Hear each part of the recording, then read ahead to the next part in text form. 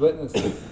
Antes de mais nada, eu quero te convidar para te inscrever no canal do YouTube Engenheirizine para estar acompanhando os nossos programas. Henrique Carlos de Castro é mestre e doutor em Ciência Política pela Universidade Federal do Rio Grande do Sul, é professor do programa de pós-graduação em Ciência Política e do curso de Relações Internacionais da URGS.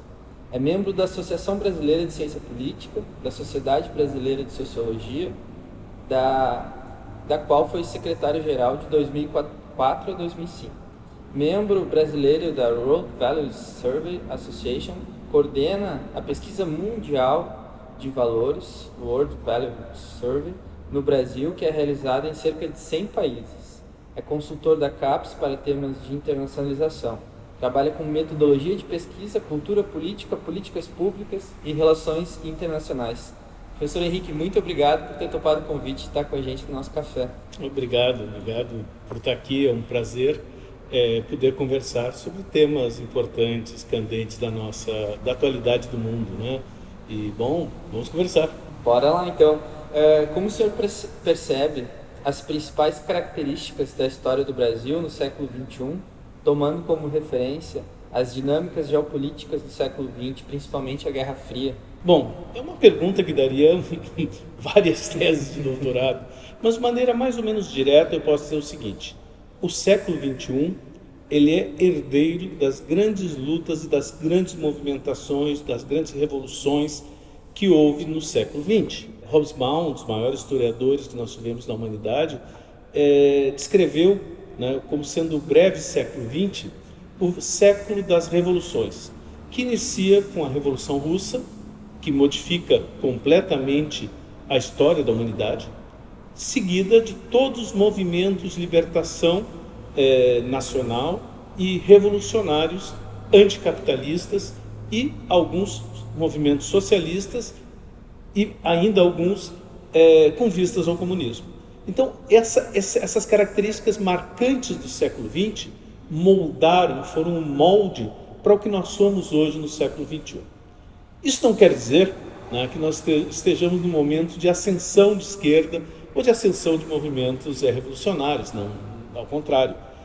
A debacle, o fim da União Soviética e do Bloco Socialista, conhecido, que teve no seu apogeu 1/3 da população do planeta vivendo sob o socialismo, isso foi um baque muito forte para o movimento de libertação dos povos, para o movimento de esquerda no mundo inteiro. Mas essa herança desse movimento revolucionário do século XX e o fim da União Soviética e dos países socialistas, da maioria dos países socialistas, impactou e formou o que nós somos hoje. E o que nós somos hoje? Nós somos um mundo em que há uma ascensão da direita, um recrudescimento do capital. O capitalismo sabe se reinventar apesar da sua crescente crise.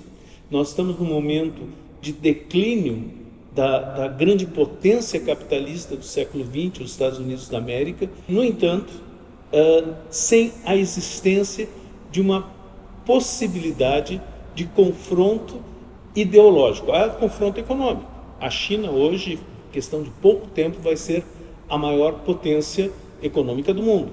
A recente aliança da China com a Rússia muda o eixo da Terra e coloca o eixo político do planeta justamente naquela parte do mundo. Mas isso não significa uma oposição ao capitalismo.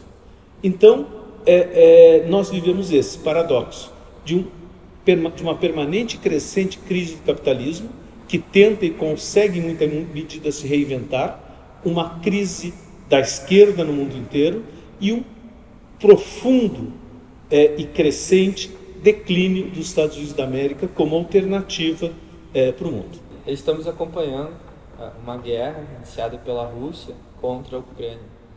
Qual a sua opinião sobre o posicionamento do Brasil e do atual presidente frente a esse conflito?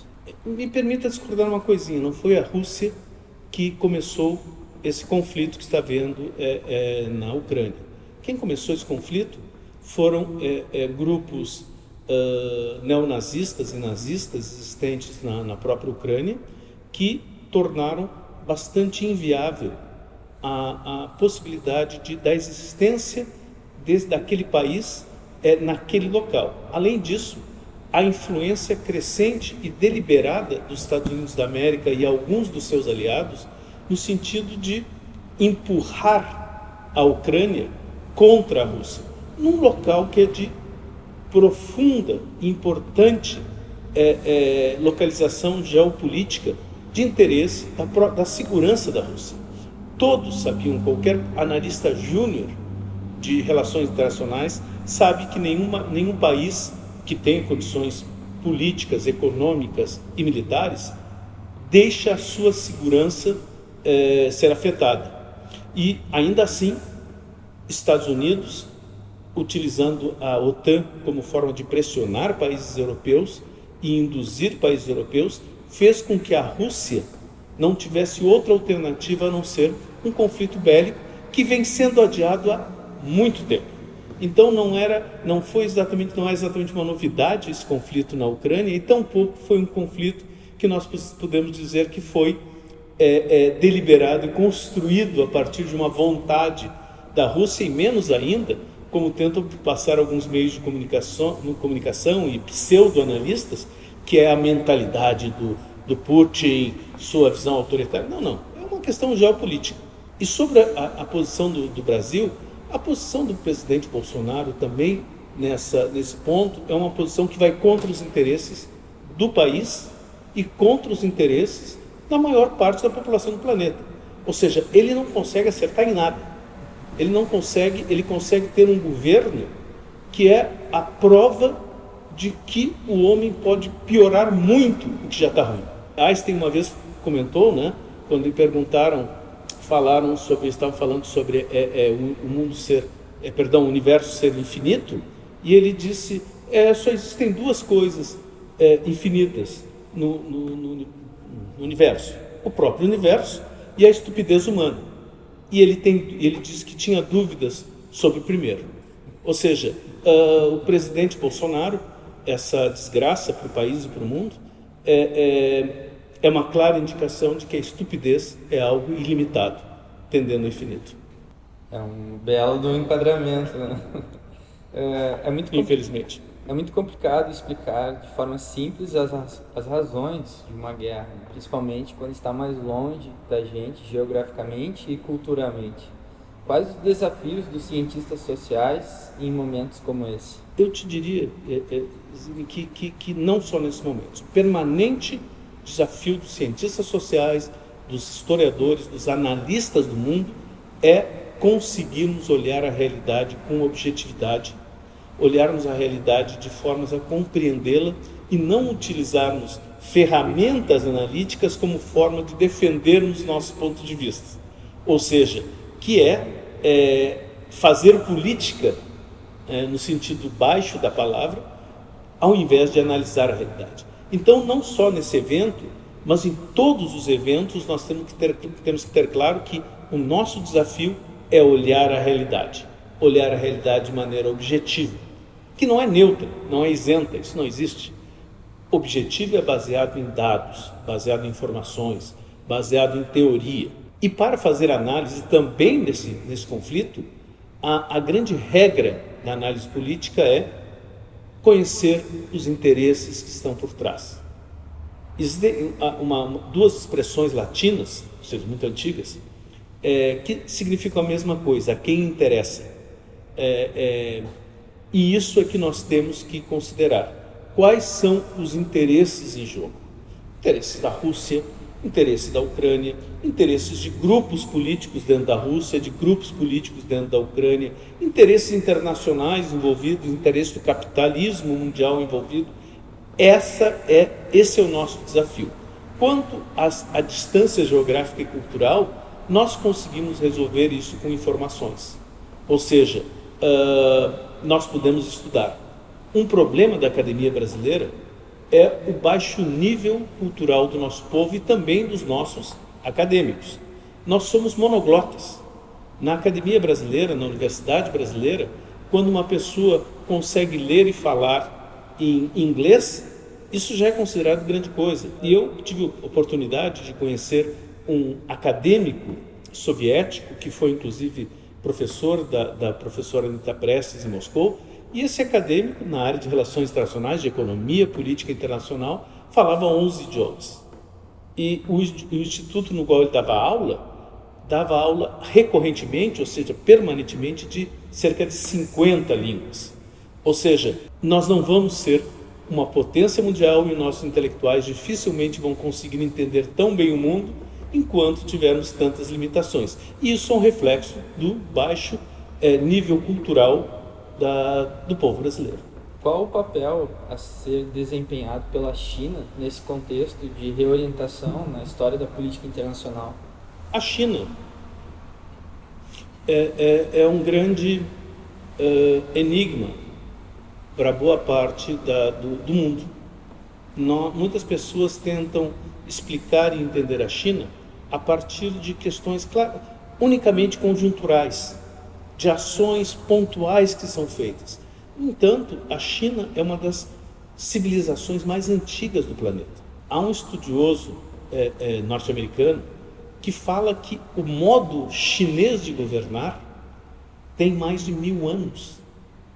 Eles vêm desenvolvendo uma forma de organização política que não é necessariamente, é importante salientar isso, a orientação política, mas a forma de organizar a sociedade de muito tempo. A China, no início do século XX, ou seja, mais 100 anos, decidiu ser uma potência mundial. E vem trabalhando isso de maneira criteriosa e contínua. Então, analisar a China olhando unicamente as últimas ações dos seus governantes, do Partido Comunista Chinês ou da sua política internacional, é desconhecer o mundo. E essa ignorância não pode ser fomentada.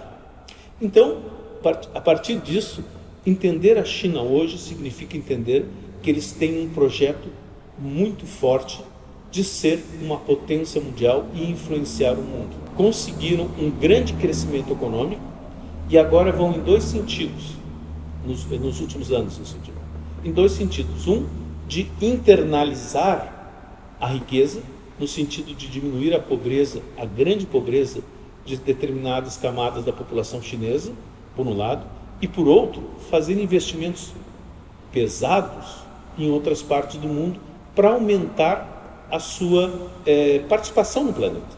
Então eu posso dizer com bastante segurança que o papel da China hoje e nos próximos anos, nas próximas décadas, será preponderante. Ainda mais com essa aliança estratégica assinada no início deste ano entre Rússia e China, da qual nós conhecemos partes, boa parte dos documentos não são públicos, como tudo que é sério em política internacional, que coloca a China e a Rússia juntas em ações estratégicas de segurança mútua e de interesse mútuo. Significa dizer que as duas andarão juntas. Quem vai liderar? Bom, isso vai acontecer conforme forem andando no andar da carroça, é que as abobrinhas se ajeitam. Nós não sabemos ainda quem vai liderar desse, mas certamente a China já tem e cada vez mais terá um papel fundamental no mundo ocidental, no mundo inteiro, não só no Oriente. O senhor é um estudioso do comunismo e aqui podemos atribuir o desconhecimento, a confusão, os equívocos que esse tema encontra entre os brasileiros. Eu não diria que eu sou um estudioso do comunismo, eu estudo o comunismo como parte de uma das manifestações mais importantes construídas, científicas mais relevantes, construída nos últimos séculos. Sou comunista, né?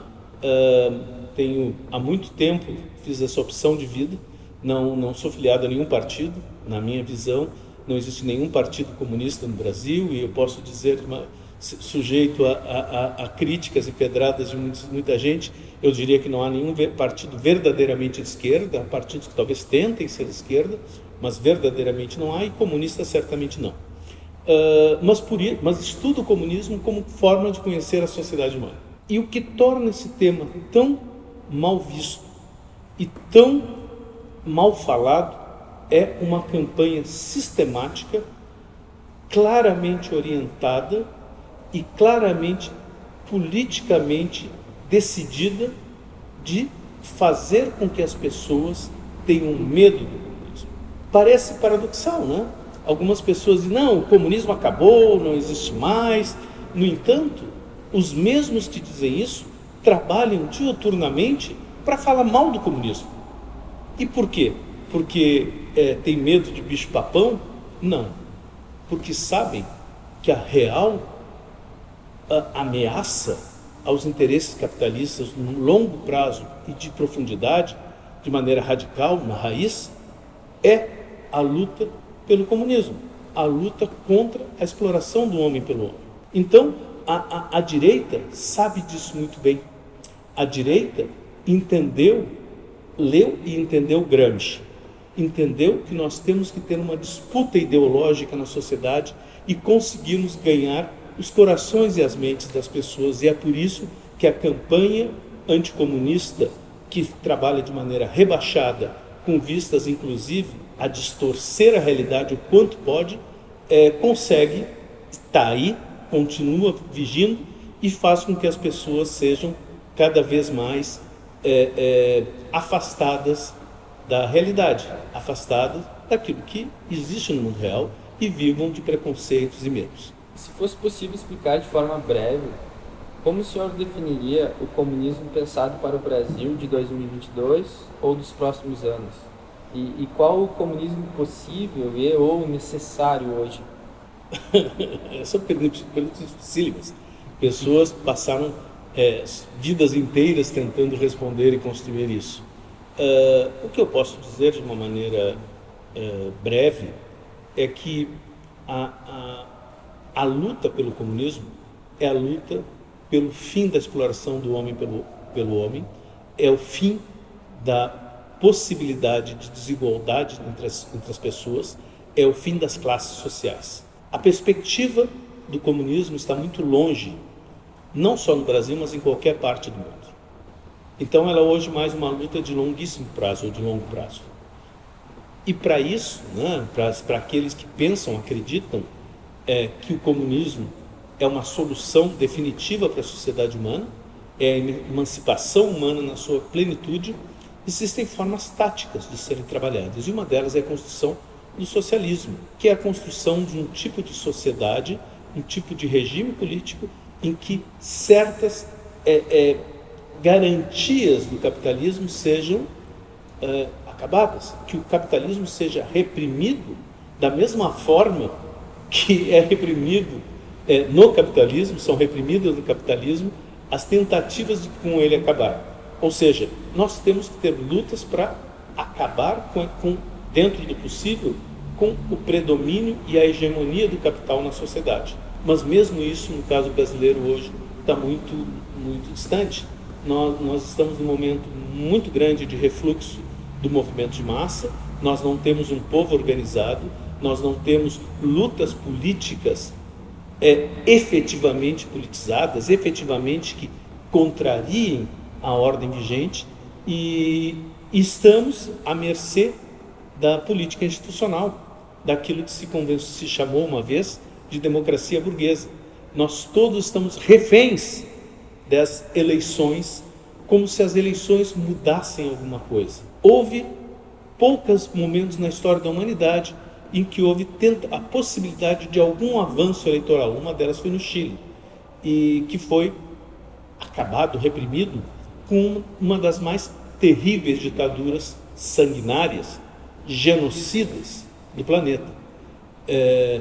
Allende e seu grupo, com forte apoio do Partido Comunista, conseguiu eleitoralmente propor e iniciar reformas socialistas muito fortes, muito profundas.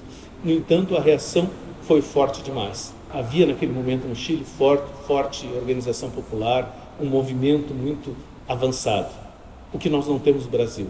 Ou seja, nós somos reféns de políticos que não tratam além dos seus mesquinhos interesses. E digo isso com tranquilidade, que isso perpassa todas as candidaturas presidenciais que têm alguma viabilidade, mesmo que mínima.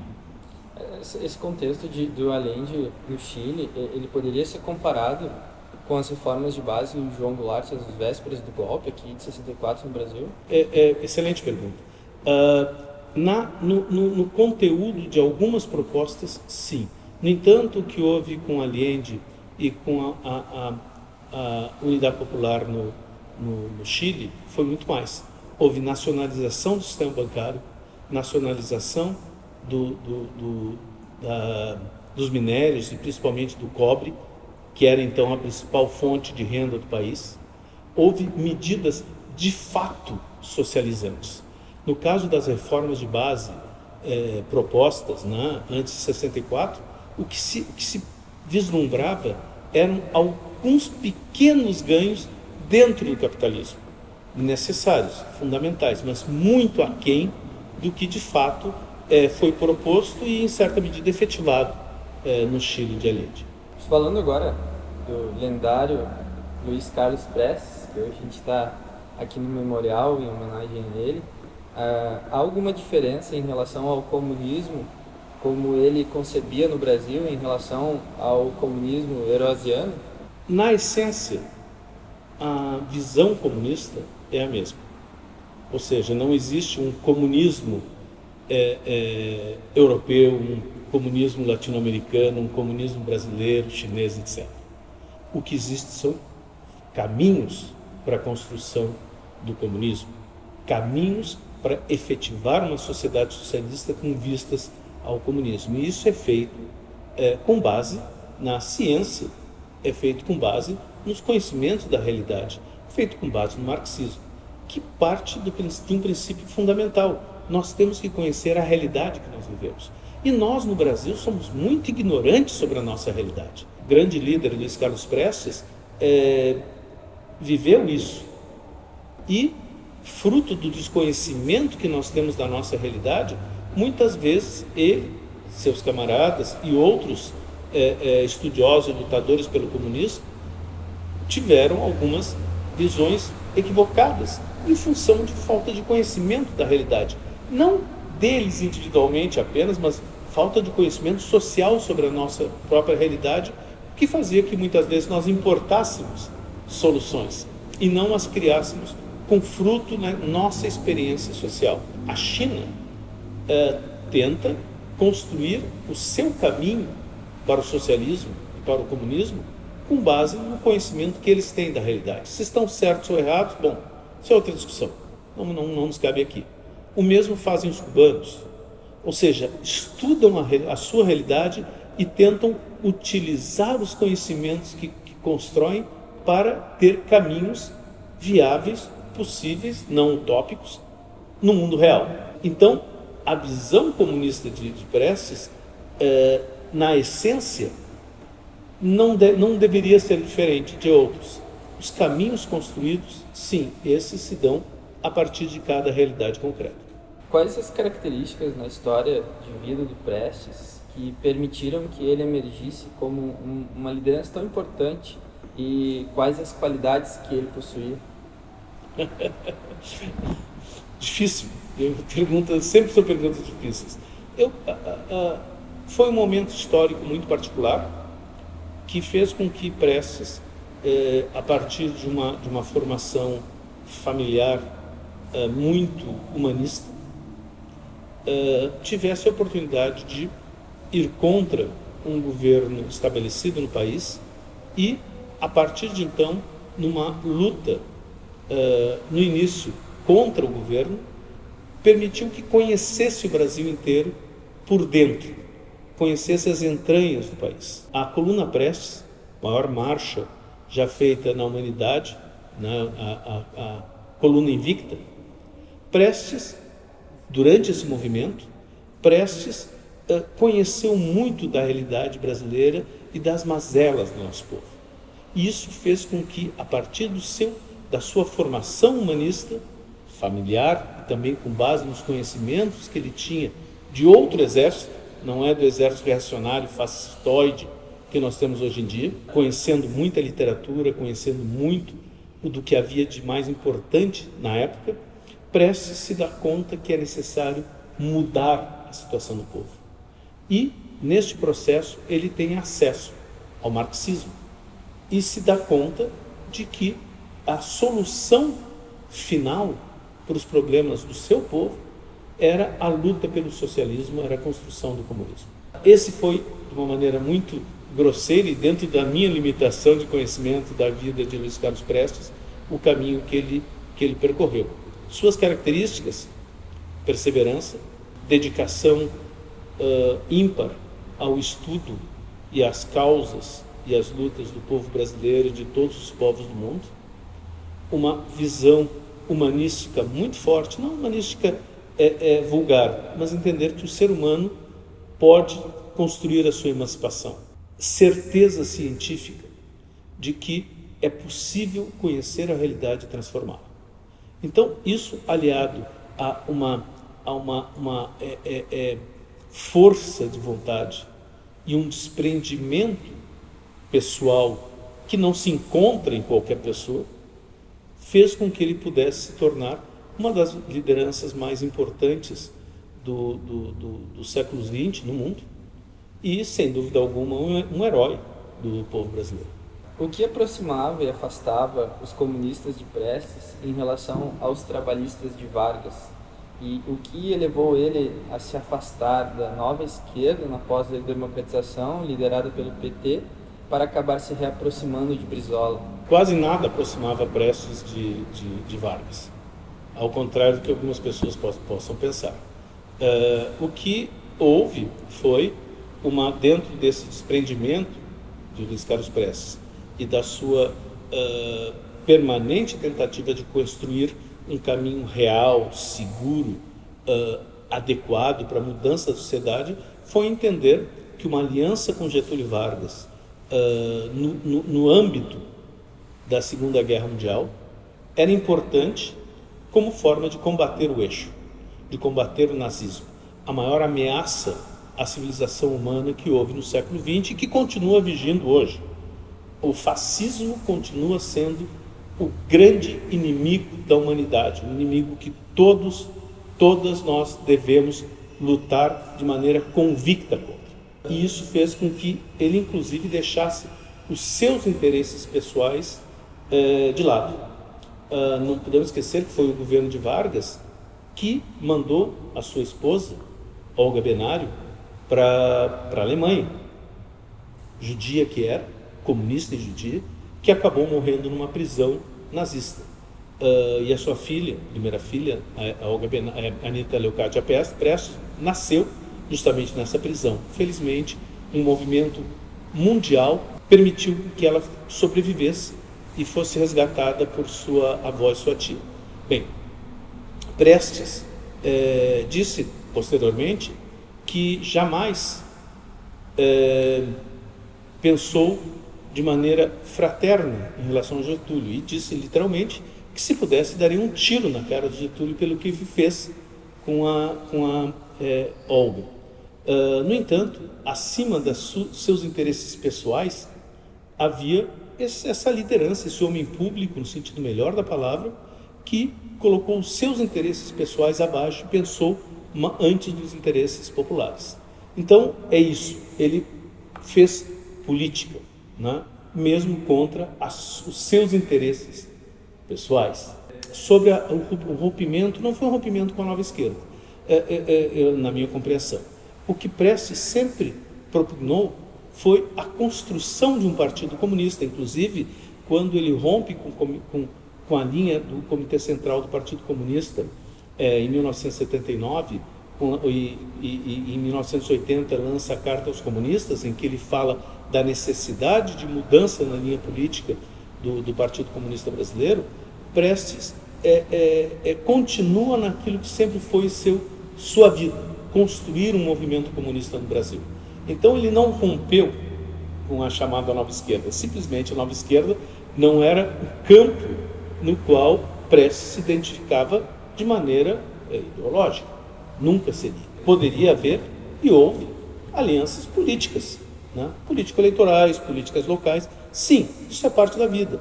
Olhando a realidade, ele acreditava que em determinado momento era mais correto haver determinadas alianças, e é isso que aconteceu com o apoio que ele teve um apoio convicto, forte, né, decidido, a candidatura de Leonel de Moura Brizola ao governo do Estado do Rio de Janeiro, em função das questões locais do Rio de Janeiro, e posteriormente à presidência da República. Não se tratava de um amor ao Brizola, as críticas do Prestes ao Brizola eram claras, eram claríssimas. Prestes sempre criticava o Brizola, por exemplo, de não organizar o seu partido, o PDT, e de trabalhar como uma liderança, não era o termo que Prestes usava, mas uma liderança carismática, sem ter uma organização popular. Coisa que o ex-presidente Lula também está fazendo em relação ao PT. O mesmo erro, né? Mas Prestes entendia, e corretamente, eu devo dizer, no meu ponto de vista, que o apoio ao Brizola, ou melhor, dito de outra forma, a eventual eleição de Leonel Brizola à presidência da República, na primeira eleição pós-ditadura militar, significaria uma pá de cal, talvez nem tanto, mas um golpe muito forte na direita. Brizola era uma das pessoas mais odiadas pela direita brasileira, por vários motivos. Muito pelas coisas que ele fez no Rio Grande do Sul, estatização de algumas empresas privadas, processo de reforma agrária, coisas que são inadmissíveis para a direita, inadmissíveis para o capitalismo. Então, Brizola era um calo no pé dessas pessoas. Mesmo que Brizola tivesse, na sua maturidade de vida, mudado um pouco suas posições, revisto algumas das suas posições que na sua juventude radical tinha, continuava simbolicamente representando um inimigo fortíssimo da ditadura. E isso é bastante diferente do que, por exemplo, significava ou implicava ou era outras lideranças, como o próprio Lula, fruto de um novo sindicalismo surgido, né, em outro momento, aceito pelo sistema. O apoio ao Brizola não era um apoio ideológico, senão político. Apoiar um projeto, apoiar uma candidatura que poderia implicar uma derrota ao regime. Pensando agora sobre a esquerda brasileira, vemos no Brasil uma esquerda fragmentada, dispersa, com dificuldade de construir discursos e práticas de modo coletivo e efetivo. Até que ponto o senhor acompanhou a formação, o surgimento desses partidos, movimentos de esquerda, e de que modo pode se explicar as suas fragilidades hoje? Bom, primeiro, eu acompanhei porque eu sou velho. Ou seja, eu não tenho culpa de estar lá quando essas coisas começaram a acontecer. Então não foi tanto uma decisão, senão um acidente biológico. Claro que houve o interesse, isso sim, pessoal, de conhecer a política, de conhecer a realidade, conhecer o país. Então eu era, e continuo sendo, na medida das minhas possibilidades, um observador atento do que acontecia no país, inclusive a formação desses grupos políticos que hoje estão aí. Eu entendo que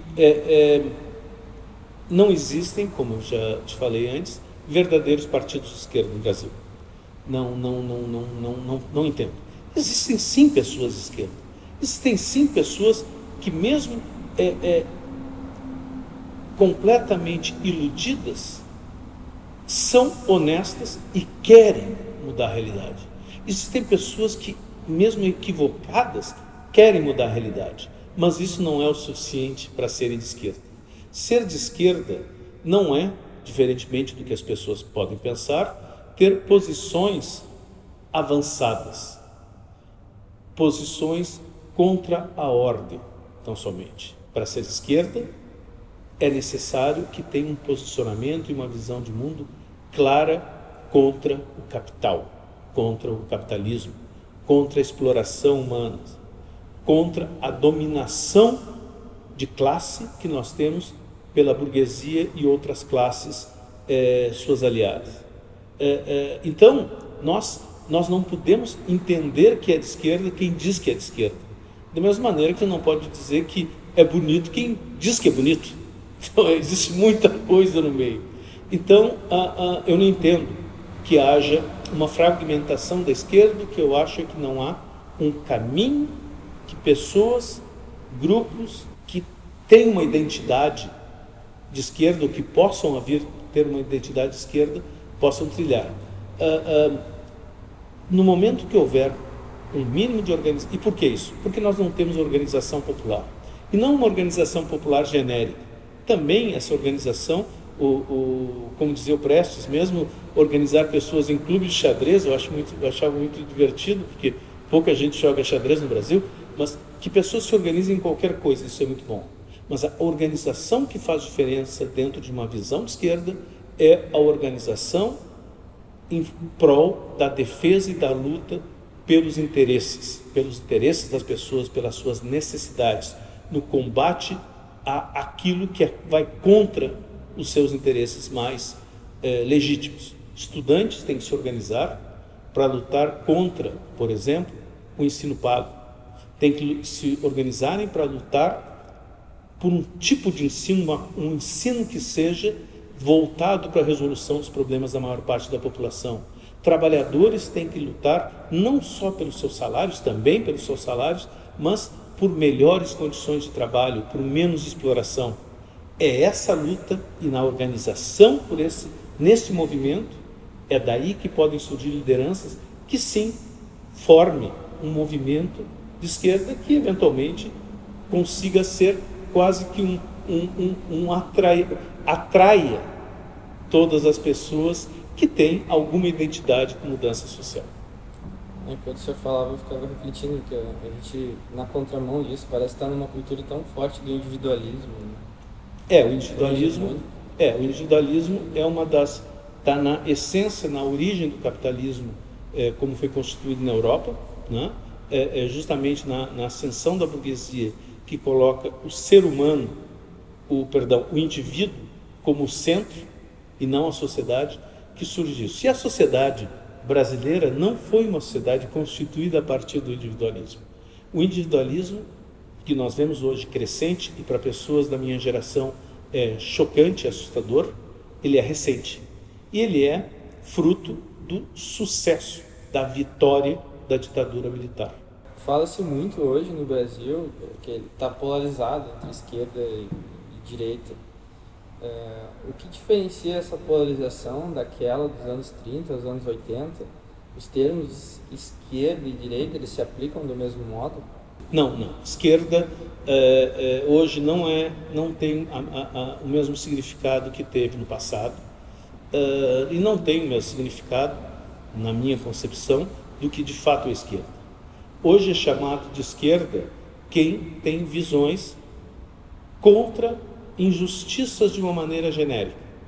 Então, alguém pode ser um grande capitalista e se dizer de esquerda e não ser um capitalista como o Engels foi, né, um industrial, que usava a sua vida e o seu recurso em favor do socialismo, mas capitalistas que lutam pela manutenção do capitalismo, mas que têm uma visão social aguçada. Então, é contra, por exemplo, escravidão, contra algumas coisas, é a favor dos direitos das chamadas minorias, é a favor de igualdade entre homens e mulheres. Isso não são princípios de esquerda, isso são princípios humanos, são de esquerda. A esquerda, por ter uma visão ampla de humanidade, defende essas questões, mas elas não são o âmago do que é ser de esquerda. Então, e essa polarização que tu citas entre esquerda e direita, para mim é falsa.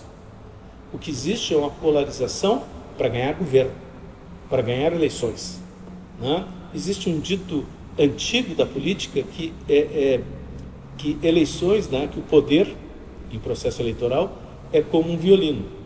Toma-se com a esquerda e toca-se com a direita. E essa visão do violino é o que nós vemos hoje. Travestem-se candidatos de esquerda, mas os seus governos são efetivamente, não diria de direita, mas de longe não são de esquerda. Ponto de vista de cultura política brasileira no mundo neoliberal, há alguma disputa de valores culturais ocorrendo? E você percebe uma hegemonia em contexto dos liberais ou cada vez mais fragilizada? Importante pergunta, né? A questão da luta cultural, que é a luta ideológica, é algo fundamental. Foi dentro do campo do marxismo, foi Antônio Gramsci, um pensador e comunista italiano, ele foi secretário-geral do Partido Comunista Italiano, que aprofundou esse tema que já estava nos escritos originais de pensadores anteriores, não só do comunismo, mas também do comunismo. E o que se trata isso?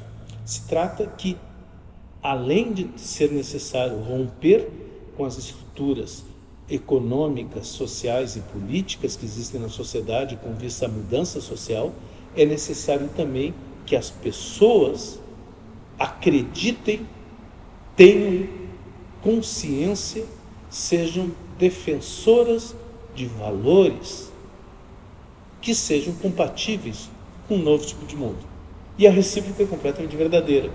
Para a manutenção da ordem é necessário também defender e fomentar valores conservadores, valores que eu poderia dizer de uma maneira simplista de direita, mas eu acho que é mais correto falarmos valores de manutenção da ordem, de manutenção da ordem capitalista. Sim, essa luta é permanente, né? Isso faz parte da luta ideológica, a disputa cultural, a disputa de valores faz parte central da luta política.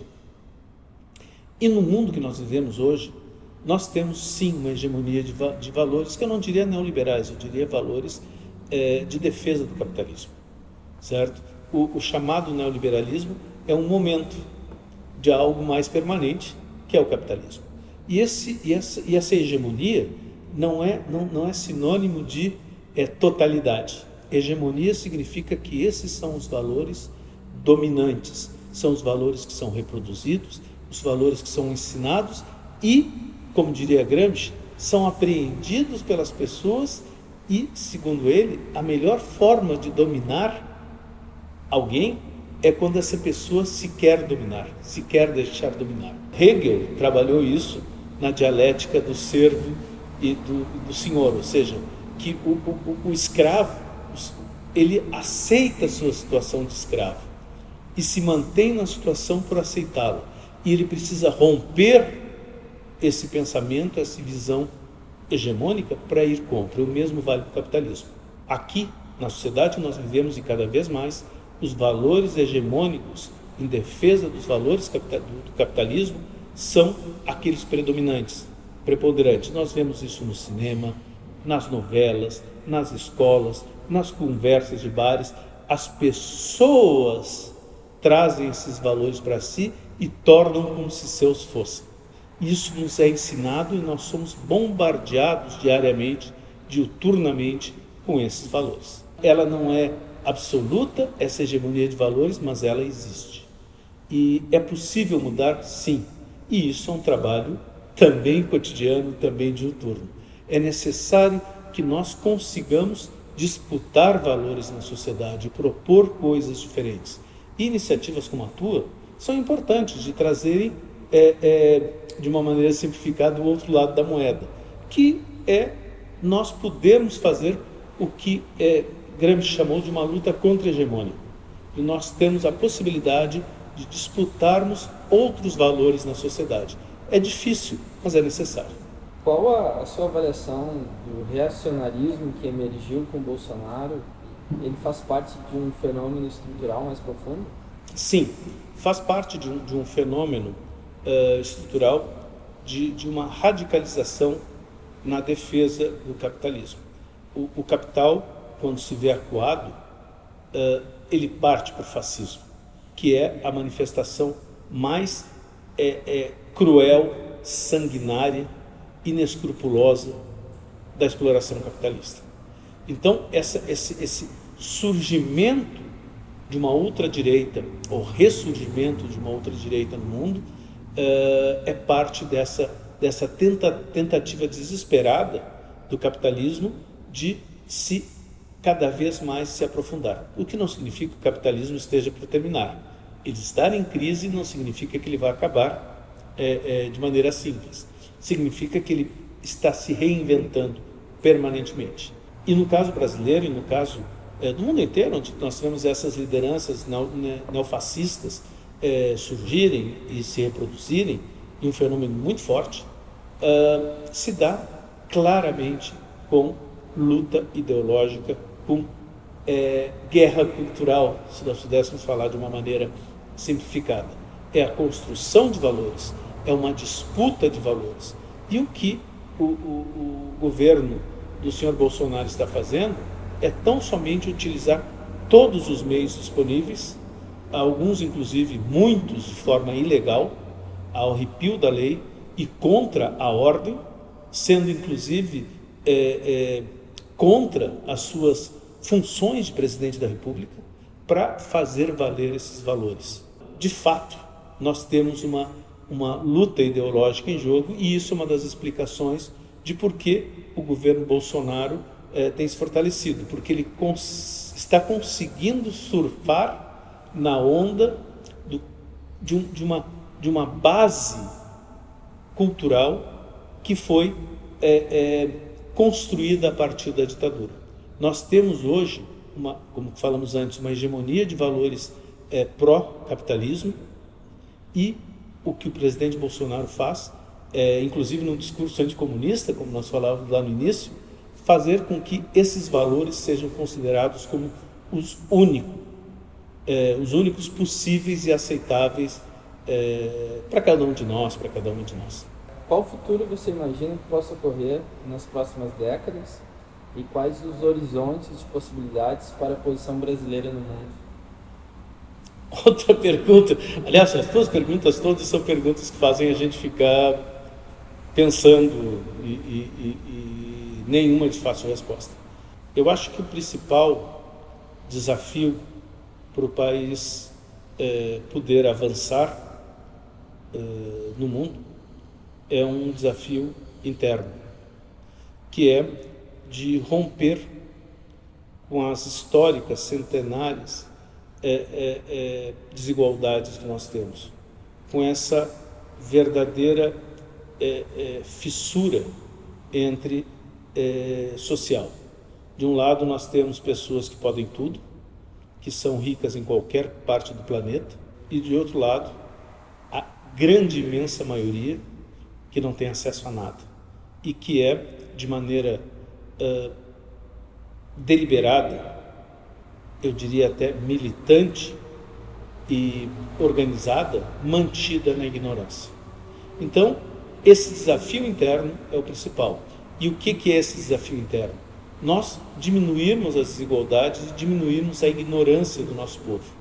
Lutarmos para aumentar o nível de conhecimento e consciência popular, que não é só, mas passa pela educação formal, mas mais do que isso, passa pela organização popular, pelas pessoas se organizarem, conversarem, participarem de sindicatos, de grupos, grêmios estudantis, participarem de clubes, participarem de organizações como o Memorial Luiz Carlos Prestes, ou seja, as pessoas engajarem-se numa vida cotidiana em que haja possibilidade cada vez maior de socialização e de debate sobre quem somos e para onde vamos. Sem haver essa possibilidade de minimamente diminuirmos as enormes desigualdades que nós temos, qualquer posição do Brasil não vai ser do país, mas sim da pequena e genocida elite que toma conta do país nesse momento.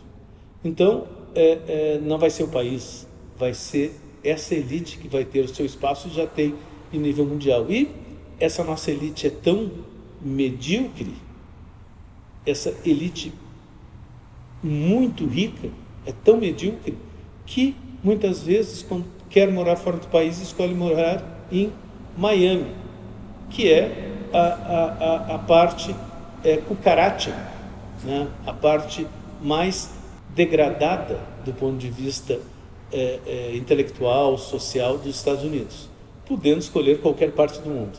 Ou seja, nós temos, melhor dizendo, uma elite medíocre, e essa elite medíocre faz questão que a sua mediocridade seja exponencializada na população.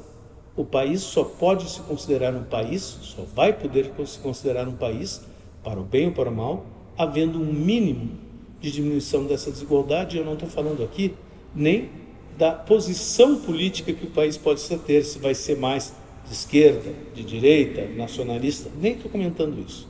Eu falo que nós não podemos falar de um país como se fosse uma coisa unitária.